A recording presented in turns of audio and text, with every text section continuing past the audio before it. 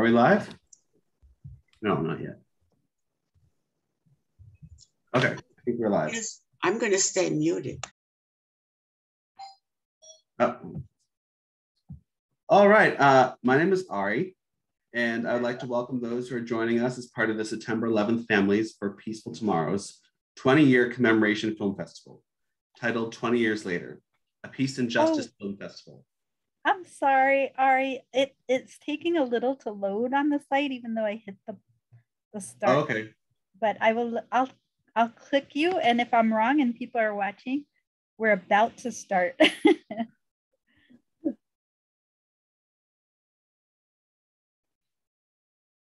also been watching this new show on Hulu. It's Steve Martin and Selena Gomez. Have you heard of this? You're raising your thumb. Anyone who hasn't heard live. What? We are live, and I love that show. We're live now? We are. Excellent. So hi, I'm Ari, and I would like to welcome those who are joining us as part of the September 11th Families for Peaceful Tomorrows 20-year commemoration film festival, which is titled 20 Years Later, a Peace and Justice film festival. A special welcome to those who join us as part of today's September 11th to January 6th symposium on Islamophobia, the security state, and white nationalism, which is being held at Temple University School of Law and the Department of Religion, Temple University, the Philadelphia chapter of the Center for American Islamic Relations, and Muslim City Fest. We are excited to discuss the remarkable film In Our Son's Name with a film director, Gala Jamison, and with members of the Rodriguez family. After losing their son, Greg, on 9/11, Phyllis and her husband, Orlando Rodriguez, turned not to revenge, but instead to reconciliation as they began communicating with and an eventual friendship with the mother of one of the convicted conspirators. If you have not yet seen the film, let me say that you will find the transformative journey through sorrow to hope, showing a resilience and resolve that we can all learn from, especially in these difficult times. Just as a reminder, this is a live panel, which you can submit questions to by typing them into the live stream chat. And I'll be selecting some of those questions to ask. Okay, now to introduce our panelists. So first we have Phyllis Rodriguez. Phyllis, could you please wave or actually say something so that your screen goes bigger? Oh, you're muted. Hi, everybody. I'm happy to be here. Hi, Phyllis. On September 11th, 2001, Phyllis's 31-year-old son, Greg, worked in IT for Cantor Fitzgerald. He died in the North Tower during the attacks on the World Trade Center. She and her husband, Orlando, wrote an open letter, not in our son's name, calling on President Bush not to resort to military retaliation against Afghanistan. As a result of their letter circulating on the internet, along with several others by victims' family members calling for nonviolent solutions, Phyllis and Orlando connected with many other like-minded 9/11 family members, out of which September 11th Families for Peaceful Tomorrows was born on February 14th, 2002. Julia Rodriguez was born in New York City and grew up there in Westchester County with her parents, Phyllis and Orlando. Julia, could you say hello? Hi, everyone. Good evening. And her brother, Greg. She is a history professor in New Hampshire, where she has lived with her family since 1999. On 9/11, she was driving her 5-year-old son to kindergarten when she heard that Greg's office building had been hit by an airplane. Since then, she has strived for personal peace along with social justice. She is proud to be part of Peaceful Tomorrows along with Phyllis and many dear friends. So that means, Julia, your son must now be 25, maybe? Yeah, that's right. He's almost 26. So one of the reasons, by the way, we're putting on this festival has a large educational component because a whole generation has now grown up I was 6, so I do remember my uncle was on Flight 93. I do remember him pretty well, but much younger than that, people have no memory, and a lot of people now, high school and college, were not even born at the time of 9/11. So that was one of our main goals for this festival, is to help bring the next generation some knowledge about 9/11 and give them some first experience with people who were affected by 9/11. Earlier in the week, we had a film by first responders, which was interesting. Later, we have, I believe tomorrow, we have Mohamedou Salahi speaking, who was falsely imprisoned in Guantanamo, and he became friends with the guards, and everyone knew he was innocent, and he was still stuck there for years. And they made that film with Benedict Cumberbatch.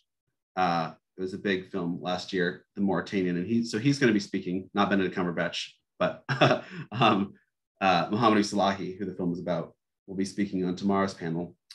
So anyway, as I was saying, a large educational goal for this festival for the generation that has not grown up with knowledge of 9/11. So next up, we have Gala Jamison. We already said hi, but you can say hi again if you'd like. I like to say hi. Producer-director has produced long and short form documentaries and documentary series, filmed in 17 countries on 5 continents. Most of her films have focused on social issues, human rights, spirituality, and cultures. She has produced a number of documentaries broadcast on PBS, including 2 series, My America and The Field Afar, as well as Lies for Sale, a 1-hour documentary on human trafficking. Our featured film, In Our Son's Name, was produced independently through Lightfoot Films Incorporated, which has been shown on PBS stations nationwide, as well as the Barcelona Human Rights Festival, Global Peace Film Festival, Social Justice Film Festival, and Peace on Earth Festival. Approach of Dawn, a 1-hour documentary about Maya women's human rights struggle during Guantanamo Civil War, was awarded by the Global Apple National Educational Media Network Film Festival Award of Merit, Latin American Studies Association, and Special Jury Award, USA Film Festival. Jamison has also produced for Turner Broadcasting and Georgia Public Television, and was current programming for the Travel Channel.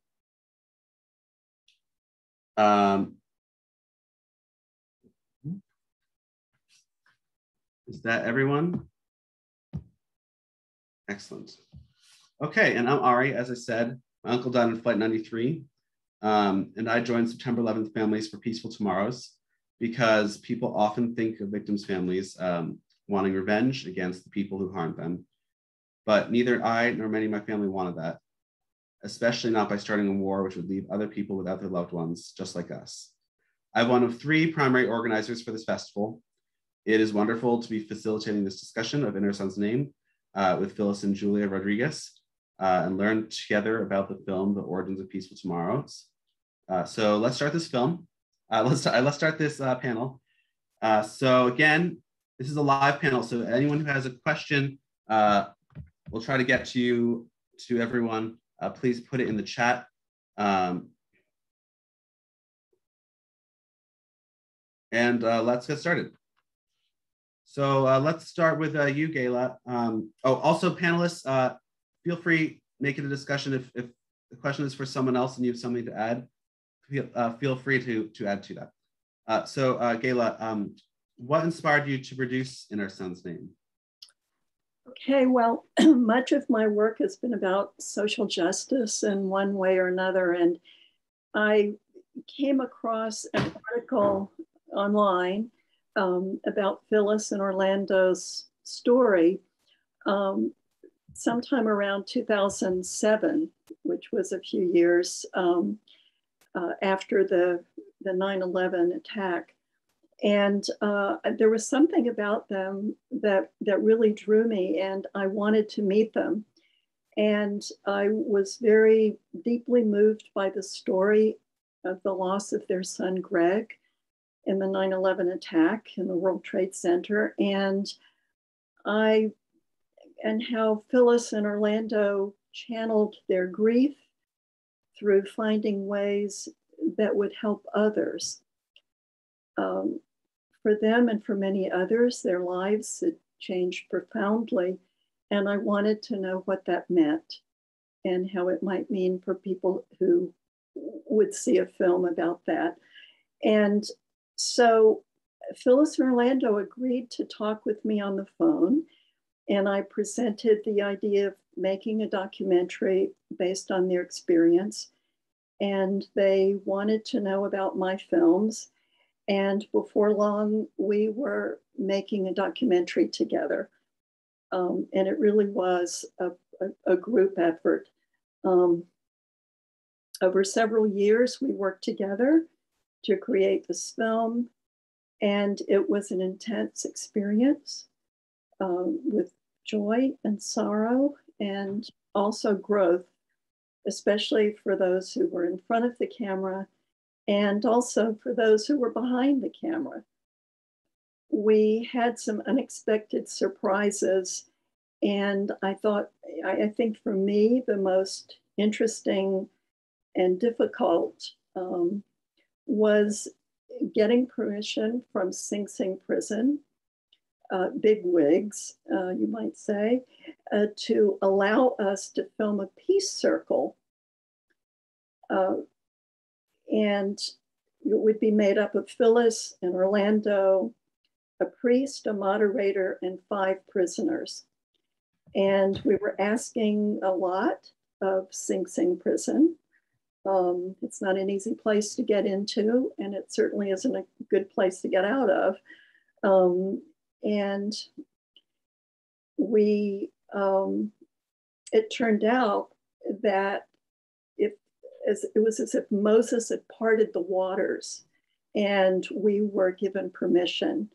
And this turned out to be that everyone in the group had something powerful to say, whether it was those of us behind the camera, Phyllis, Orlando, the priest, but there were also the inmates who had something powerful to say, and it was an amazing experience.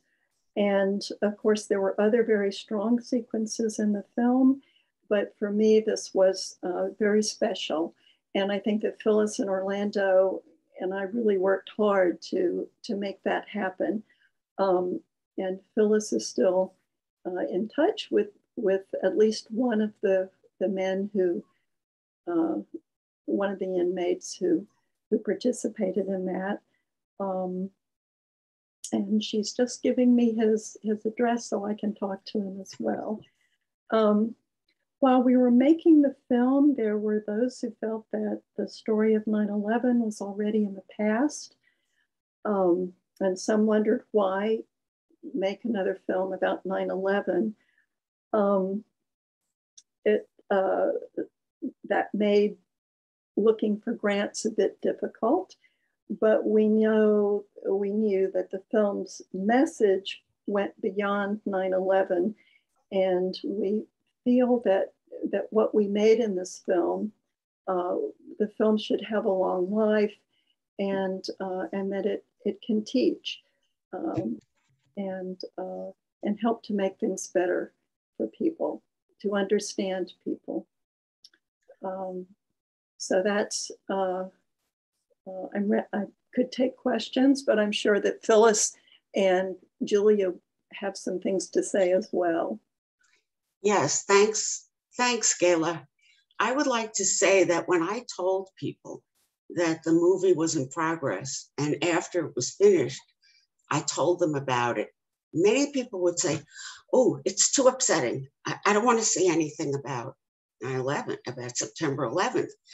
And I said, there are no shots of planes crashing into buildings. There's nothing gory. It's sending a different kind of message, you know? And many people told me after that they were impressed by the fact that the way you framed it and your writing, you know, It was more of a human story that grew out of this catastrophic event. It's not about, planes hitting buildings. Yeah, I would agree with you. We worked hard on that. Yes. And you say we all worked hard on it, but you did all the work. Oh, not really, but thanks for thinking about that. Well, it was the fundraising that was the hardest part. Mm-hmm. Everything else was really it was wonderful working with you in Orlando, I have to say, and all the other people. Oh, and Orlando's mother was also just a wonderful presence in the film. So Julia and Phyllis, could you talk a little bit about your involvement in the filming and motivation to participate? You go first. Me go first? My motivation, and I think I speak for Orlando too, and since he's not here, he can't contradict me, but we wanted the message to get out that we don't believe in military solutions to international problems. We wanted the word to get out that we're opposed to capital punishment, that we see all humans as equal. And the reason, I guess the underlying reason is that in our culture, revenge and vengefulness are how you're supposed to be after someone in your family is murdered or something terrible has happened to someone in your family or to you yourself. And not all countries, not all nations, not all civilizations are that way. That's our, what shall I say? That's the expected thing. And we figured that people would be more likely to listen to us, respectfully perhaps, because we're not acting the way you're supposed to. It would stimulate, perhaps they thought, why are they acting this way? That's crazy. And Phyllis, are you part of the Peaceful Tomorrow's efforts going down to Guantanamo? Yeah. Mm-hmm. So for those of you who don't know, I think it talked a little bit about the film, and not directly so much, but not everyone can go down to watch the proceedings at Guantanamo. 9/11 family members are one of the groups that are allowed to. So September 11th Families for Peaceful Tomorrows sends people down when we are able to oversee the proceedings there and try to give our voice about why we think everyone there should get a fair trial. I don't know if Phyllis, you want to say more about those efforts, or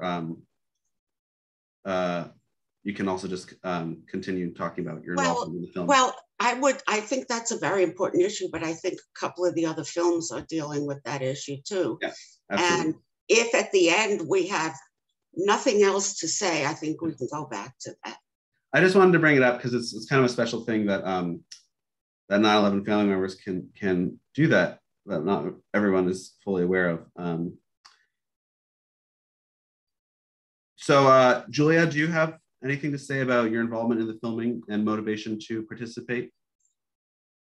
Sure. I mean, I wasn't as central to it as my parents.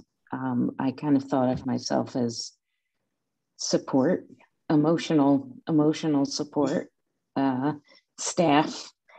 And, you know, I certainly support the sentiments. And, you know, I have to say, you know, sort of echoing not just what Phyllis just said, but what you said, Ari, earlier, I really have a hard time understanding the revenge impulse, you know, the feelings of,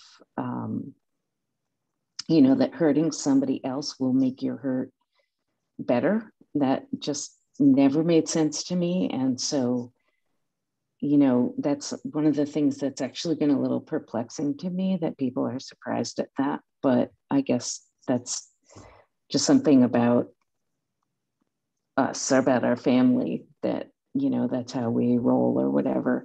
So I totally was on board with that, but channeling a lot of my energy at that time into my kids and my teaching. And so I thought, what I can do is, you know, just be there for my parents as emotional support. Okay.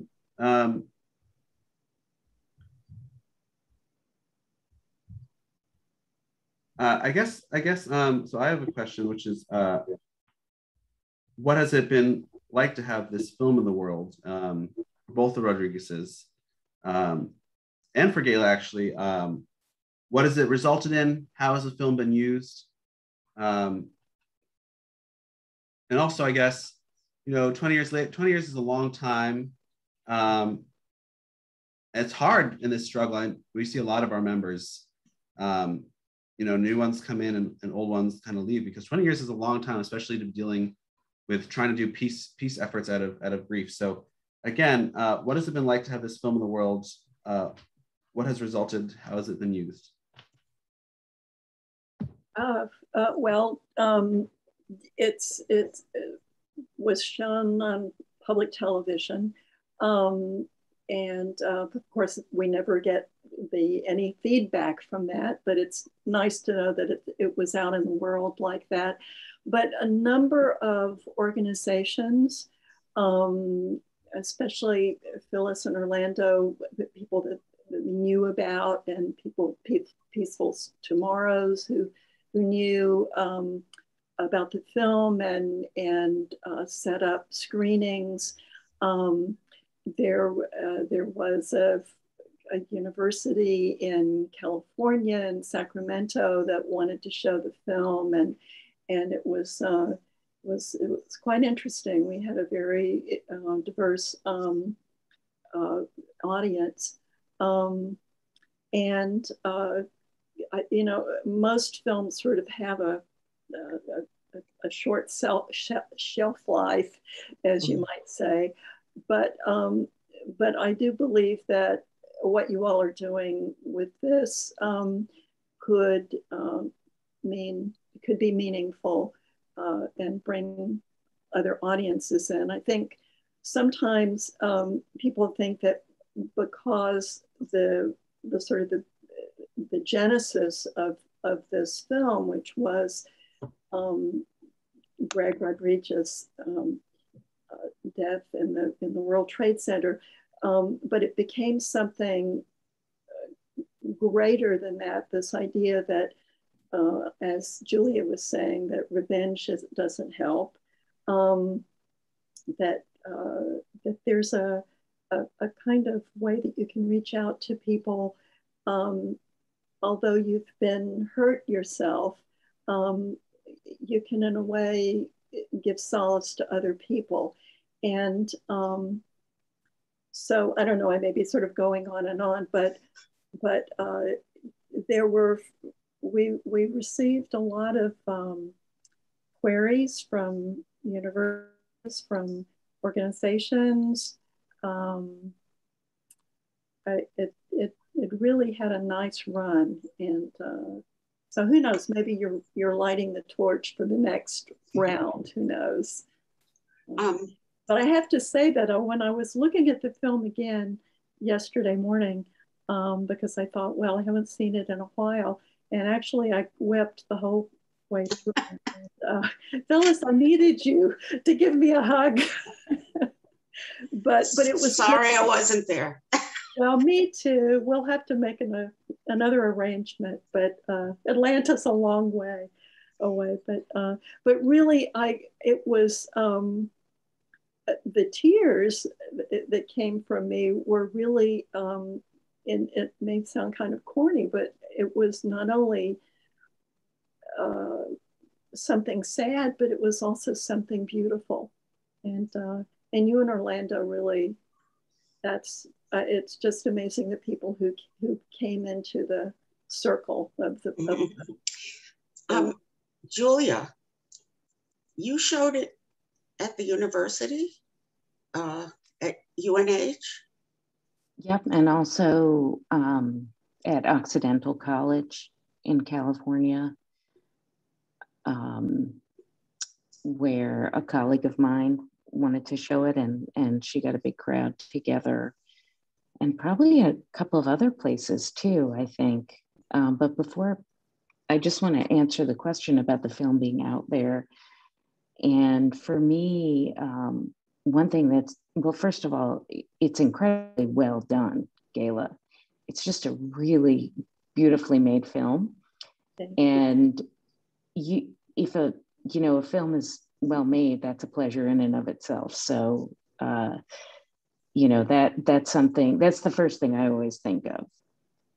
But then also for me, having my parents' story kind of documented like that is something I never imagined I'd have in my life, and for my children. It's really amazing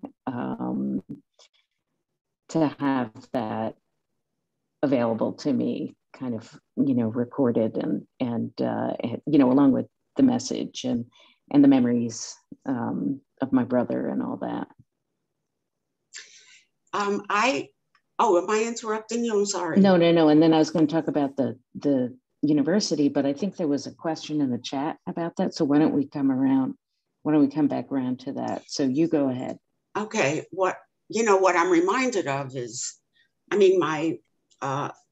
the main underlying reasons that we wanted the film made, I told you before, about our being considered, kind of outliers. We don't follow the norm. So one important reason for the film is that people have approached us and said, I'm so glad you did that. I don't know if I would have the nerve to do it. And I said, well, you really don't know what nerve you have until you're in that situation. And happily, we had the inner resources to do that. But I also think that it's educational. And it's educational that isn't sensationalized. And some of the best experiences I've had at showings have been in high school and college classes, and really good discussions followed. So that's about it. Let us say it's doing good on so many levels. So what did you want to say, Julia? I was just starting to answer your question about whether I showed it and at the university, and there was actually a really large audience at UNH. And I think most of the questions from students, I'm now addressing the question in the chat about student responses. A lot of the questions were political in nature. Like, why did this happen? What could have happened? What do you think should have happened? Stuff like that. And then I also showed it at my professional organization to historians. And I think there's actually a few people that we might not even be aware of who have used it in their classes over the years, who are exposed to it, through those types of networks. And then the final thing I'll say is, when I have shown the film, I think a lot of people ask questions about the personal stories, like the relationships between different people who kind of show up in the film briefly, like my sister-in-law, and how are they doing now, and stuff like that. So I think it's a personal story that people can maybe relate to or make sense to them.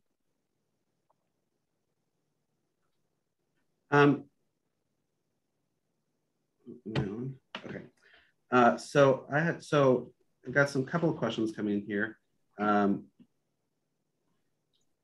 For all of you, well, first of all, let me just say we have about 20 minutes left. So if panelists, if you could keep your answers thorough, but just also keep that in mind. So because we do have a couple of questions, so make sure that you don't go on too long.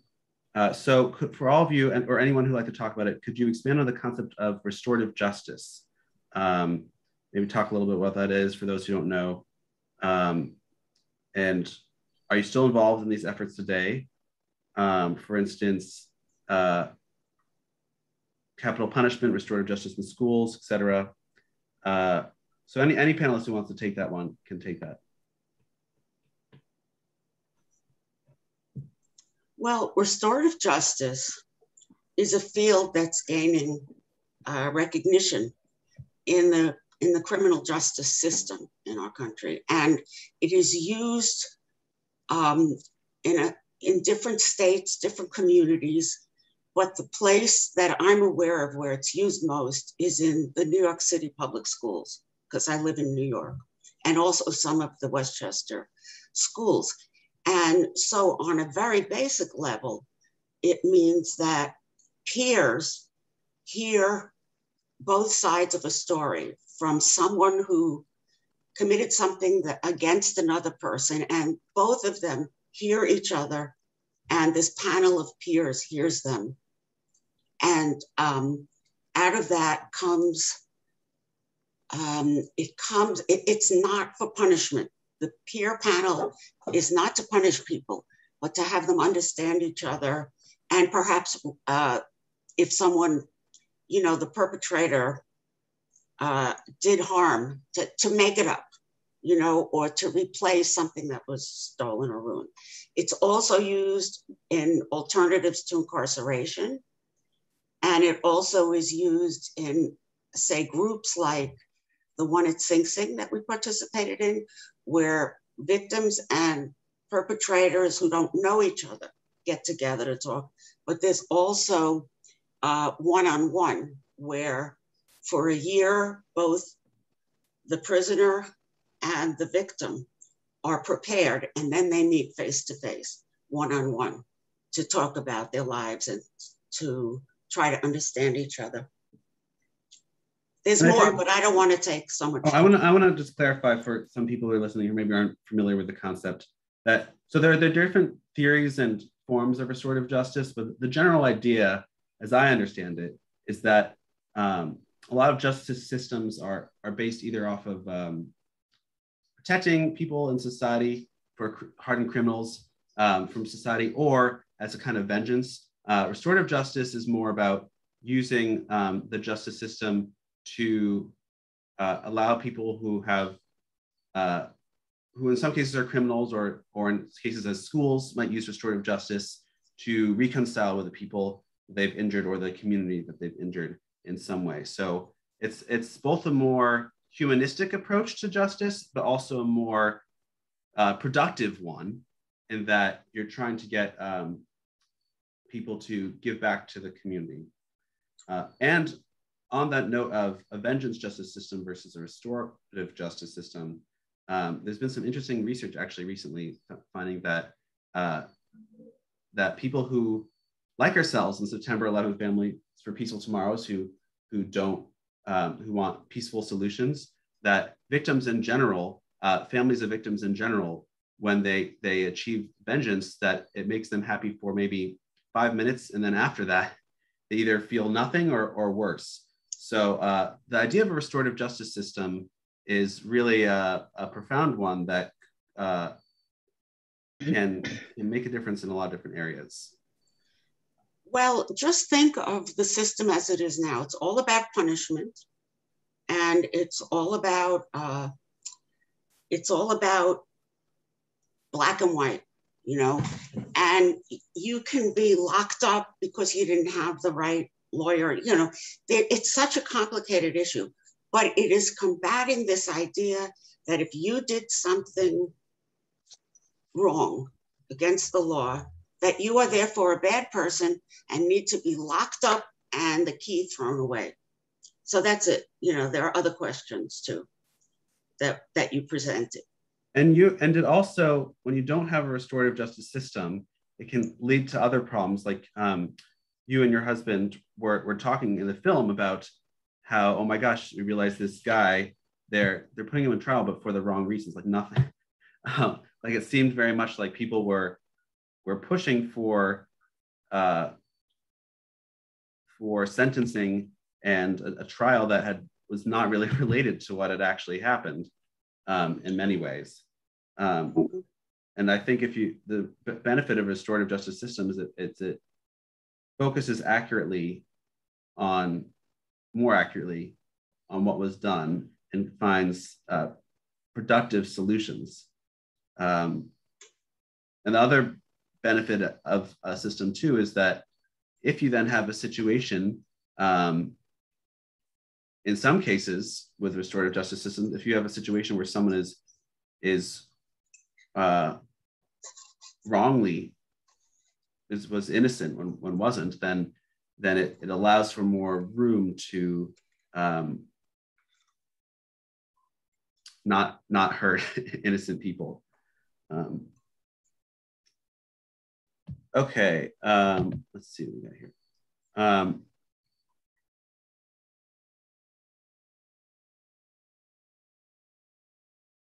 So again, touching on that, what were the biggest challenges in having future generations believe in a path of nonviolence as a possible solution? And maybe anyone can speak on that, but maybe Julia, you'd like to, because you haven't spoken much so far. Sure.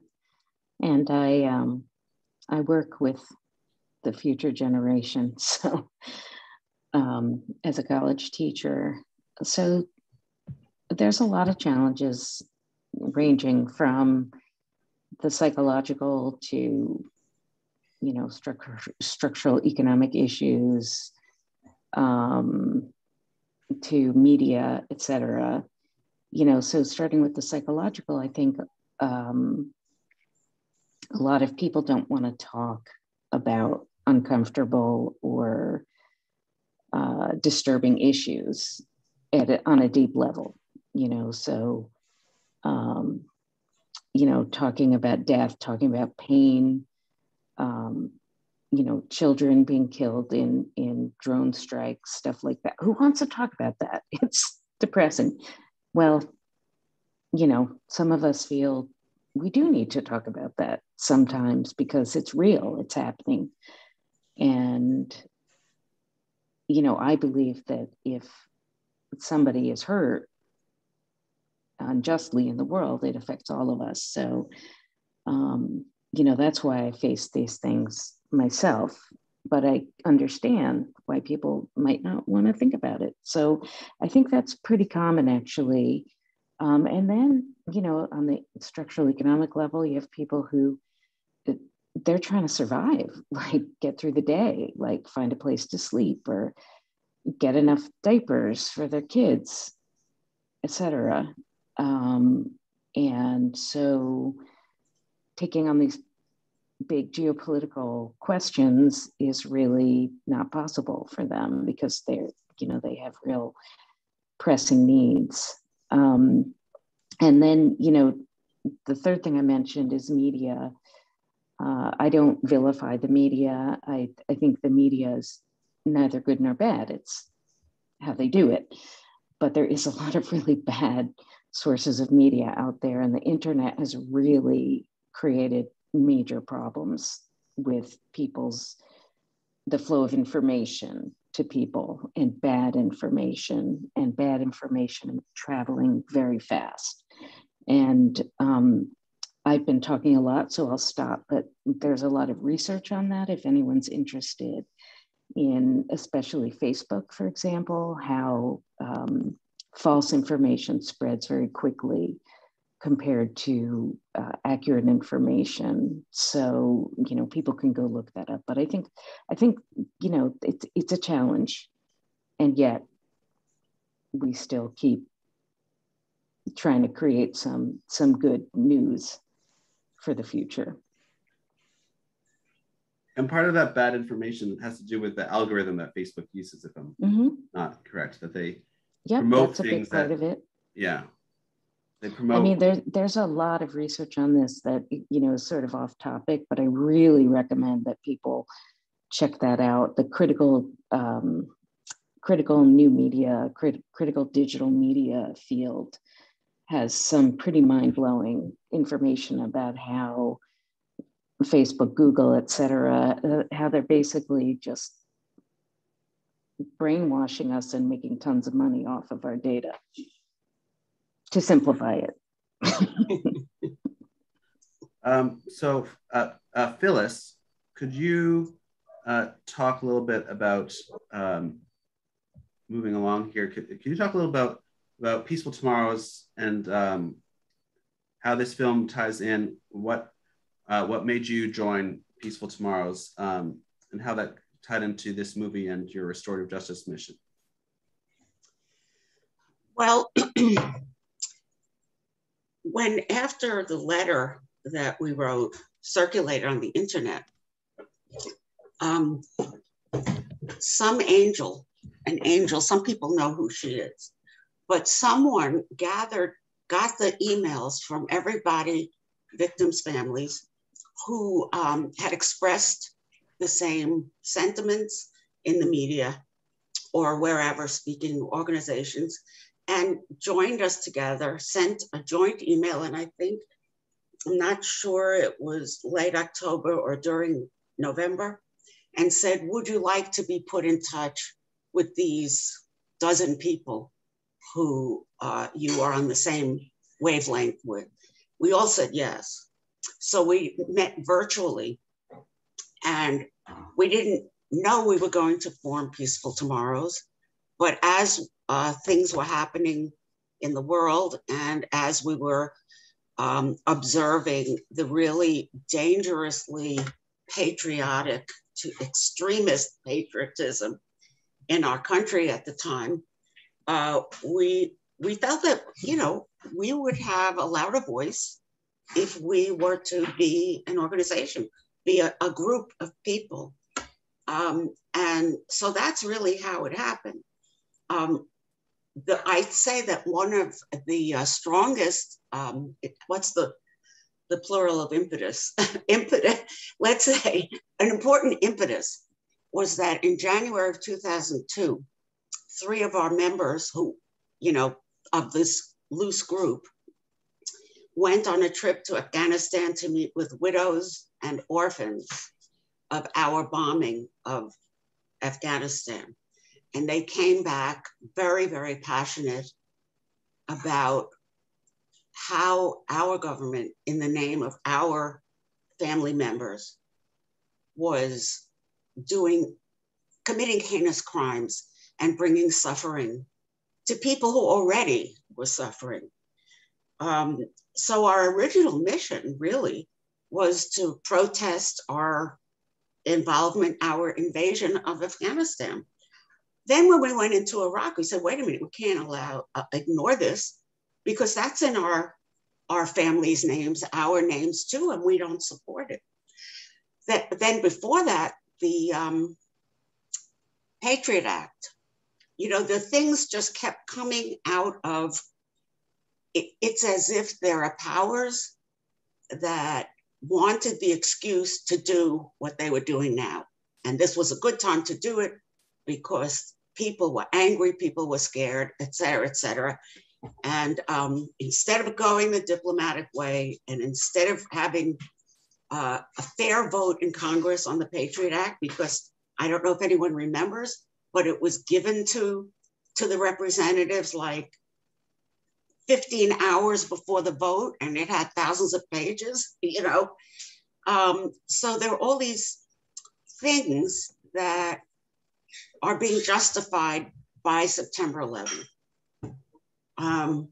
So then we found ourselves like all over the place, but we have settled into a well-organized, like, umbrella group of victims' families who have a mission, and we have different committees, and one of them is the Guantanamo Rule of Law Committee, another is Afghanistan, another is Iraq, another is Islamophobia, which just skyrocketed, you know, after the attacks.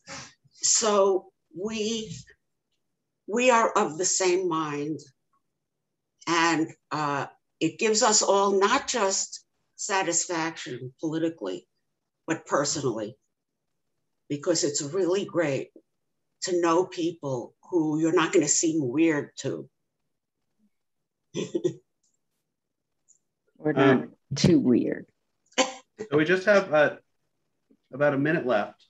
So first of all, for anyone watching who isn't familiar with the Patriot Act, basically, it was tons of pages long, as you said, but there were a lot of controversial parts that were kind of hidden in, including the thing that everyone always talks about the government could be able to tap your phone. That kind of thing was in there, as well as the allowing the government to hold people indefinitely.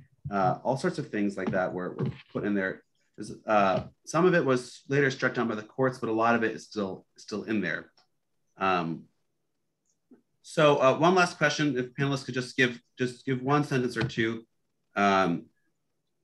just for a final question. What stands out as something you learned, whether expected or not, in the process of making the film? Again, we're at time here, so just a sentence or two.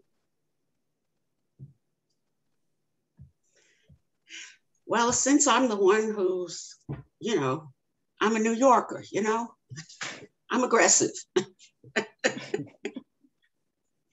What was the question? No, do you mean by you're a New Yorker that we were running out of time? That's no. That no one else spoke, so I said, "What? You know, I'll speak." No, I said, what stands out as something you learned? In the making of the film. Well, it was fascinating being part of the making of a documentary. It is such a complicated process, and I don't know if I could have coordinated all the parts, Gala, but you did. And it takes more than a village to make a film. That's absolutely true. And remember, we had a wonderful cameraman. We had a wonderful editor, and we had a fabulous Hollywood guy who did our music. So can't complain. But it was really everybody who worked on the film. It became this commitment. It wasn't a sort of like what their salary would be. It was more sort of, you know, like you say, that this is something that's important, and it goes to your heart, as well it should, as well as to your cerebrum, and it was just it was one of the most for me. One of the most wonderful experiences of making a film. Mm-hmm. And also, we really had a good time, and when we could, and and we ended up being good friends forever. Forever. Yeah. So. Well, I can echo a little bit off that last thing you said. Is I think one thing I take away from my little more, you know, tangential involvement of the film is to try to have fun, laugh through the tears.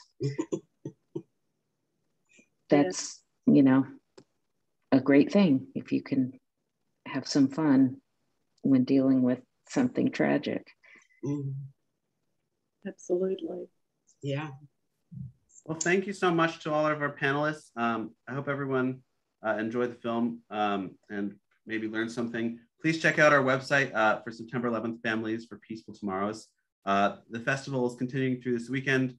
Again, we've got a really exciting movie coming up, The Mauritanian, which is starring Benedict Cumberbatch and is about the imprisonment of Mohamedou Salahi in Guantanamo.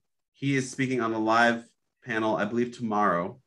Mohammed Usalahi is, with one of our members, Elizabeth Miller, who has been friends with him for a while. So if you would like to know what it's like to be imprisoned in Guantanamo, I highly recommend watching that panel and asking a few questions.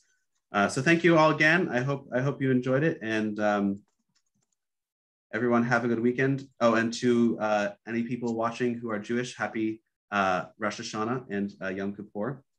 And thank you again. Bye-bye. Thank you. Thank you, Ari. Thanks, everybody.